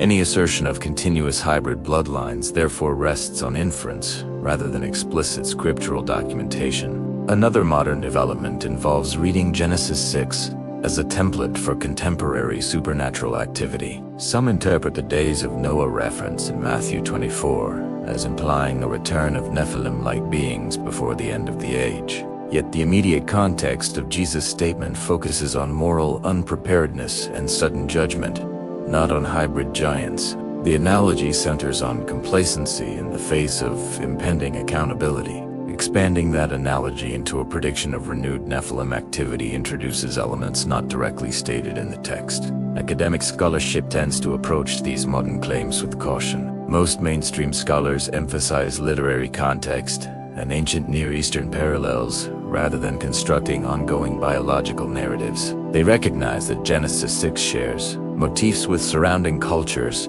but reframes them within Israel's monotheistic theology. This approach maintains focus on narrative function and theological meaning rather than on speculative At the same time, conservative theological traditions continue to debate the identity of the sons of God. Some defend the angelic interpretation, while explicitly rejecting speculative extensions beyond Genesis 6 and its limited canonical references. Others prefer the royal or Sethite interpretations precisely because they limit the need for additional supernatural assumptions. Across these discussions, a central methodological principle emerges. Interpretation must remain anchored in explicit textual data. The Nephilim narrative invites curiosity because it is brief and unusual. However, brevity itself imposes boundaries. When Scripture devotes only 4 verses to a subject and does not revisit it with clarification, interpreters must resist the temptation to construct detailed systems without clear support. The narrative weight in Genesis falls on corruption, judgment, and covenant preservation. That focus should guide how the Nephilim are integrated into broader theology. In the next part, we will consolidate these interpretive boundaries and clarify what can be affirmed with confidence about the Nephilim based strictly on the biblical text, distinguishing those affirmations from areas where uncertainty remains. At this stage of the investigation, it is necessary to distinguish clearly between what can be affirmed directly from the biblical text and what remains interpretive. First, Genesis 6:1-4 states that the sons of God took wives from the daughters of men, that children were born from these unions, and that the Nephilim were present in those days, and also afterward. It describes them as mighty men and men of renown. That is the complete explicit description. No physical measurements are given, no names are recorded, no specific actions of the Nephilim are detailed. This brevity must shape every responsible conclusion. Second, the flood narrative that follows attributes divine judgment to widespread human wickedness and violence. It does not single out the Nephilim as the primary cause of destruction. The judgment is comprehensive, directed at all flesh. The theological emphasis is on corruption saturating human society. Whatever role the Nephilim played, the text places ultimate responsibility on humanity. Third, Numbers 13:33 records the spies' claim that the sons of Enoch descended from the Nephilim. This statement occurs within a fearful report later characterized as negative and discouraging. While Deuteronomy and Joshua confirm the existence of large warrior clans such as the Anakim and Rephaim, they do not explicitly connect them genealogically to the pre-flood Nephilim. The continuity remains asserted only within the spies' speech. Fourth, later Jewish literature, particularly 1 Enoch and expands Genesis 6 into a detailed angelic rebellion narrative. These texts influence certain strands of Jewish and early Christian thought. However, they are not part of the Hebrew canon and must be distinguished from the biblical record itself. New Testament references to angelic sin acknowledge rebellion but do not explicitly reconstruct the Genesis 6 episode in expanded form. From these observations, several conclusions follow. The Nephilim are presented as figures associated with strength and reputation in a pre-flood world, approaching moral collapse. The Bible confirms the historical presence of formidable warrior clans in Canaan centuries later, but does not definitively bridge them to Genesis 6 beyond a reported claim. The canonical text does not provide enough detail to support elaborate biological or cosmological systems without inference. What remains uncertain is the precise identity of the sons of God. The angelic, royal ruler, and Sethite interpretations. Each align with certain textual elements and face specific challenges. The biblical narrative does not resolve the ambiguity directly. That silence appears intentional. The emphasis lies elsewhere, on corruption escalating when boundaries are crossed, on judgment when violence saturates society, and on covenant preservation through obedience. The Nephilim episode, therefore, functions as a narrative marker within a larger theological framework. It signals intensification before judgment. It introduces the theme of renown detached from righteousness. It contributes to the pattern of power misused in a world that repeatedly tests divine limits. Beyond that, the text does not elaborate. With these boundaries clarified, we now move toward the final stage of this exploration, drawing together the historical, theological, and narrative threads into a clear closing synthesis that respects both the mystery and the limits of the biblical account. After examining the biblical data, later Jewish expansion, early Christian interpretation, and modern scholarship, we now bring the investigation back to its central question. What do the Nephilim actually represent within the structure of Scripture? The answer must remain anchored to the text itself. Genesis 6 introduces them briefly, at a moment of escalating disorder. The narrative emphasizes multiplication, boundary crossing, and the rise of mighty men known for renown. Immediately afterward, the text declares that human wickedness has become pervasive and that the earth is filled with violence. The placement is not incidental. The Nephilim are embedded within a turning point that leads directly to judgment. One consistent pattern across interpretations is that the Nephilim symbolize intensified power within a deteriorating world. Whether one reads the sons of God as angels, rulers, or covenantal descendants, the outcome is the same. Strength becomes detached from obedience. The term men of renown signals reputation without moral qualification. In biblical theology, reputation can be either a blessing tied to covenant faithfulness or a symptom of pride detached from divine authority. Genesis 6 offers no praise of these figures. It records their presence and immediately shifts to divine grief over corruption. The flood narrative clarifies that the decisive issue is not biological anomaly but moral saturation. The earth is described as corrupt and violent. The judgment is universal. Noah is preserved not because he is physically distinct, but because he is righteous. This contrast shapes how the Nephilim episode must be read. They are not the focal heroes or villains of the story. They are part of the social environment that reflects the broader trajectory toward collapse. When the name reappears in Numbers 13, it functions rhetorically within a moment of fear. The spies frame the Anakim as overwhelming, invoking the Nephilim as a reference point. The theological emphasis, however, rests on Israel's response. Will they trust divine promise or retreat in fear? The narrative again centers on obedience rather than on the nature of giants. The later defeat of the Anakim and Goliath reinforces this pattern. Visible strength does not determine outcome. Covenant alignment does. Across Scripture, power is consistently regulated by divine boundary. The garden includes prohibition. Post-flood law restricts violence. The kings of Israel are commanded not to multiply wives or horses excessively. The prophets condemn leaders who exploit their authority. Genesis 6 fits this larger ethical architecture. It introduces a moment when authority, whether heavenly or earthly, operates without restraint, contributing to systemic violence. At this point in the synthesis, a restrained conclusion emerges. The Nephilim represent an escalation of power within a corrupt society. Their precise ontological identity remains debated, but their narrative role is clear.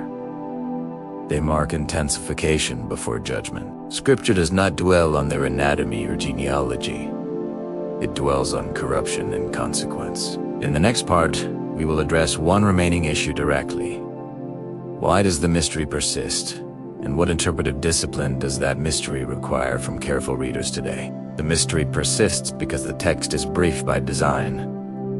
Genesis 6:1 introduces unusual elements and then moves on. That brevity has two practical consequences. First, it creates an interpretive vacuum that later tradition and modern readers naturally want to fill. Second, it forces discipline.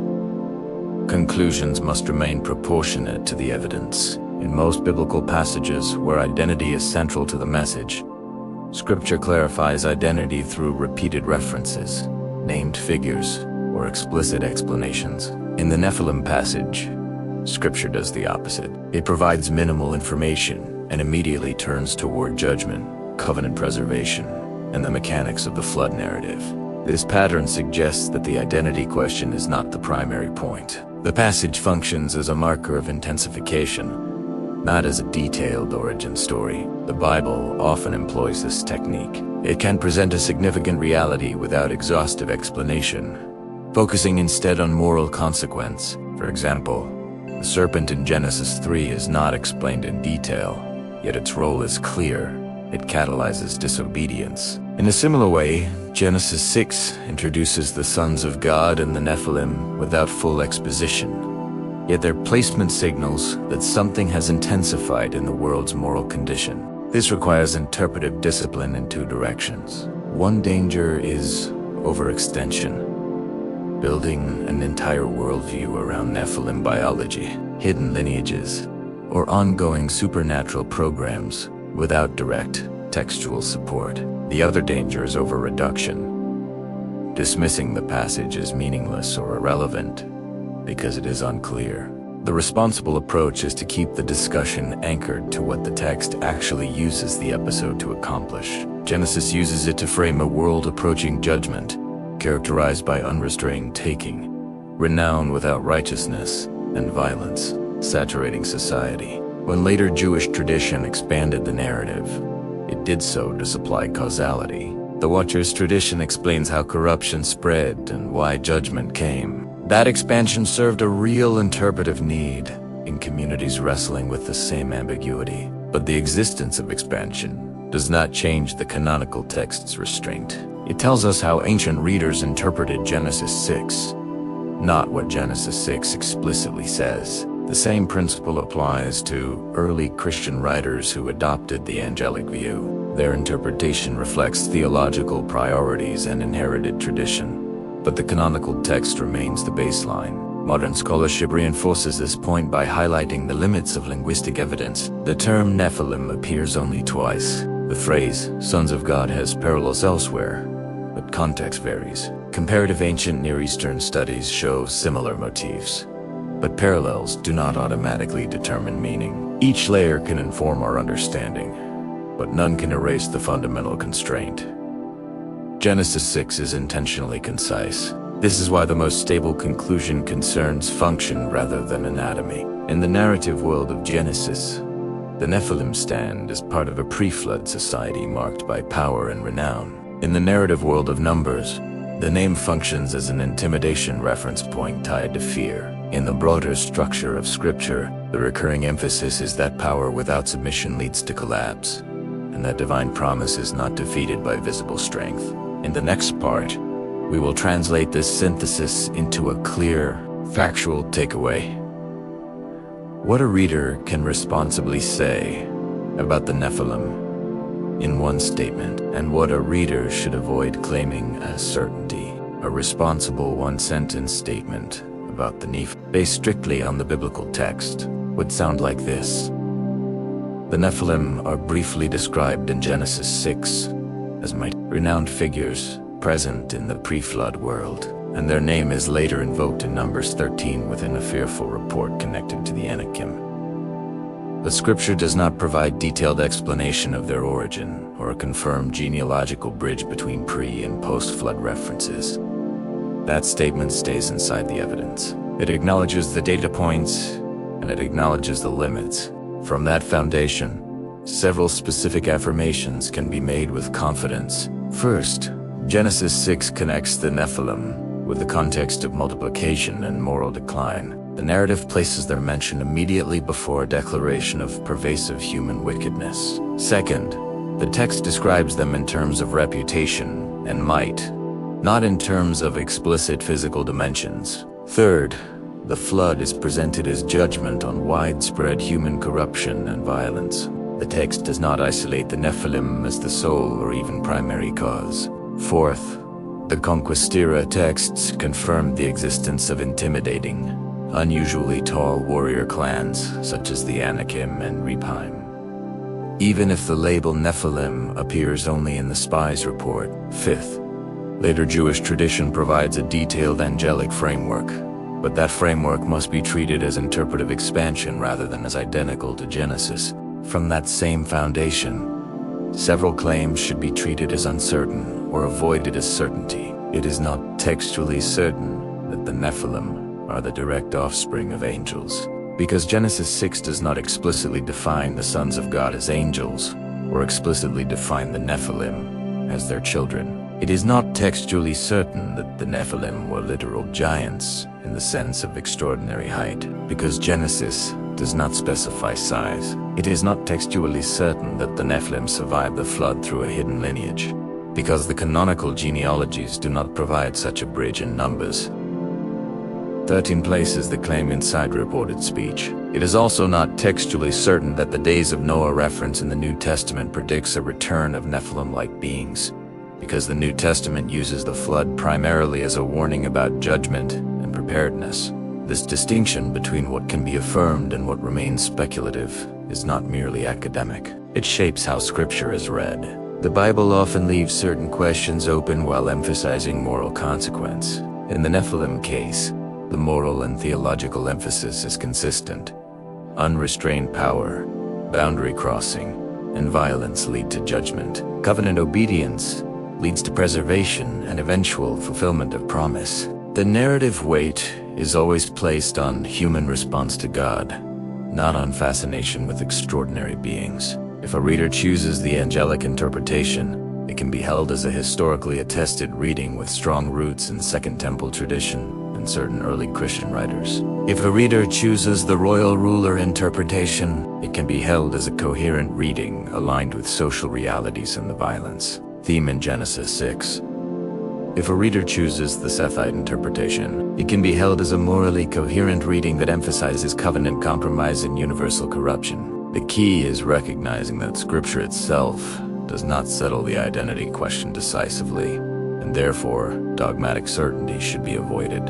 In the next and final part of this Master Act, we will close the synthesis by explaining why this topic continues to matter for readers of Scripture, not as a curiosity about giants, but as a case study in how the Bible frames power, judgment, and trust. The reason the Nephilim continue to matter is not because they provide a hidden key to secret knowledge, but because they reveal how Scripture handles ambiguity in the presence of moral urgency. Genesis 6 presents a world accelerating toward collapse. It introduces powerful figures associated with renown and immediately frames the earth as filled with violence. The text does not pause to satisfy curiosity. It moves toward judgment and preservation. That movement teaches something about narrative priority.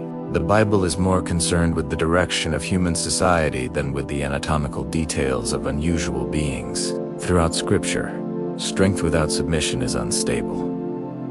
In Genesis 3, knowledge is grasped without obedience. In Genesis 4, vengeance escalates beyond proportion. In Genesis 6, renown rises within a violent society. In Genesis 11, a unified people seek to establish a name apart from divine authority. Each episode demonstrates a pattern. Autonomy detached from covenant results in fragmentation or judgment. The Nephilim fit this pattern as part of the intensification before the flood.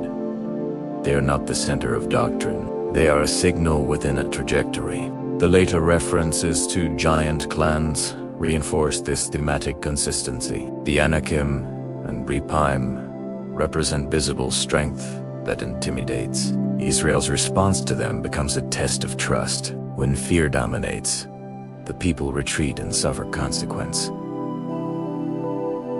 When trust dominates, victory follows. The biblical message does not glorify giants. It relativizes them. Their presence amplifies the question of allegiance. In that sense, the Nephilim episode and its later echoes function as narrative stress points, exposing whether reliance rests on visible power or on divine promise. The enduring lesson is therefore structural rather than speculative. Scripture consistently frames power as accountable. It sets boundaries around authority, violence, and ambition. When those boundaries are ignored, disorder expands. The Nephilim appear in a world where boundaries are being crossed. The flood resets that world. The conquest narratives test whether a renewed people will trust promise over intimidation. The New Testament then situates the flood as a warning about complacency before judgment. Across these layers, the focus remains on accountability and covenant fidelity. The mystery surrounding the Nephilim remains, because the text does not resolve every detail. That unresolved space invites careful reading rather than imaginative excess. The responsible reader acknowledges what is clear. The episode marks escalation before judgment. It highlights the danger of power detached from righteousness, and it reinforces the broader biblical theme that divine authority ultimately governs history. With that synthesis complete, we move toward the final act, where we will close this exploration with a clear summary of the historical data, the interpretive options, and the practical takeaway for readers seeking to understand this passage without exceeding its limits. We began this exploration with a simple objective: to examine the Nephilim strictly through the lens of the biblical text, without importing speculation and without ignoring historical development.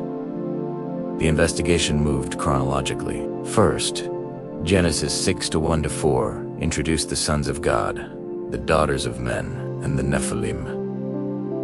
In a world marked by multiplication and escalating disorder, the text described them as mighty and renowned, but offered no extended explanation of their nature. Immediately afterward, the narrative declared that human wickedness had become pervasive and that the earth was filled with violence, leading to the flood. We then examined the post-flood reference in Numbers 13, where the spies reported seeing the Nephilim in Canaan and connected them to the sons of Enoch. That statement occurred within a fearful report later characterized negatively. Deuteronomy and Joshua confirmed the existence of large warrior clans such as the Anakim and Rephaim. Yet the canonical text did not provide a detailed genealogical bridge back to Genesis 6. The narrative focus remained on Israel's trust in divine promise, rather than on the biological origin of giants. From there, we traced the development of interpretation in the Second Temple period, particularly in 1 Enoch. In Jubilees, where Genesis 6 was expanded into a detailed account of angelic descent and giant offspring. We observed how this expansion influenced certain early Christian writers, and how later theologians, such as Augustine, favored alternative interpretations that kept the episode fully within human history. Modern scholarship added linguistic, literary, and comparative perspectives, emphasizing both ancient parallels and textual restraint. After evaluating these layers, we identified what can be stated with confidence. The Nephilim are presented in Genesis as powerful figures associated with renown in a pre-flood world approaching moral collapse. The flood is described as judgment on widespread human corruption. Later, biblical texts confirm encounters with formidable warrior clans, but do not definitively prove continuity with the pre-flood Nephilim. Beyond the report of fearful spies, the identity of the sons of God remains debated among angelic, royal, and Sethi interpretations, none of which can claim absolute textual certainty. What stands out most clearly is narrative function. The Nephilim mark escalation within a world crossing boundaries. The biblical emphasis consistently returns to moral accountability, divine authority, and covenant preservation. Strength without submission leads to instability. Fear of visible power reveals lack of trust. Divine judgment addresses systemic corruption rather than isolated anomalies. In the final part, we will close with a concise synthesis and a direct takeaway for readers approaching Genesis 6 today, ensuring that the conclusion remains proportionate to the evidence and faithful to the structure of Scripture. As we close, The most responsible conclusion is one shaped by proportion. Genesis 6 gives 4 verses to the Nephilim and dozens of verses to the Ark, the covenant, and the preservation of life.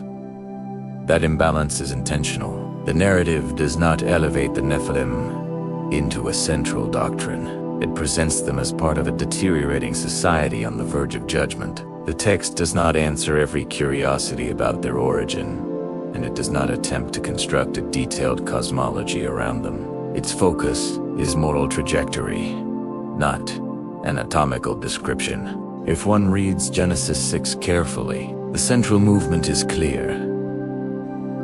Multiplication without restraint, power exercised without boundary, renown detached from righteousness, violence filling the earth, and divine intervention to preserve a faithful remnant. The Nephilim appear within that movement as a sign of intensification, whether interpreted as angelic offspring, powerful rulers, or representatives of covenantal compromise. They function as evidence that strength and reputation had become central features of a corrupted world. The flood then resets that world under renewed boundaries. When the name resurfaces in Numbers 13, it does so within a test of trust. The spies see formidable inhabitants and describe themselves as grasshoppers. The issue becomes faith versus fear. Later conquest narratives confirm that imposing warrior clans existed, yet they are defeated. The biblical storyline consistently reframes visible power under divine sovereignty. Giants do not dominate the narrative. Covenant those. For readers today, the disciplined takeaway is straightforward. The Nephilim episode warns against building certainty where scripture leaves ambiguity. It calls attention to the dangers of unrestrained authority and the illusion that renown equals righteousness. It reminds us that divine judgment addresses systemic corruption, not merely extraordinary anomalies. And it demonstrates that the Bible's central concern is covenant fidelity rather than fascination with extraordinary beings. If you found this structured exploration helpful, take a moment to like the video and subscribe to the channel so we can continue producing long-form, text-based biblical investigations. In the comments, tell me where you're watching from and what time it is there right now. And one final guided question tied to tonight's study. After examining the full biblical context, which interpretation of the sons of God seems most consistent to you? Angelic beings, royal rulers, or the line of Seth? This concludes our full examination of the Nephilim within the biblical narrative.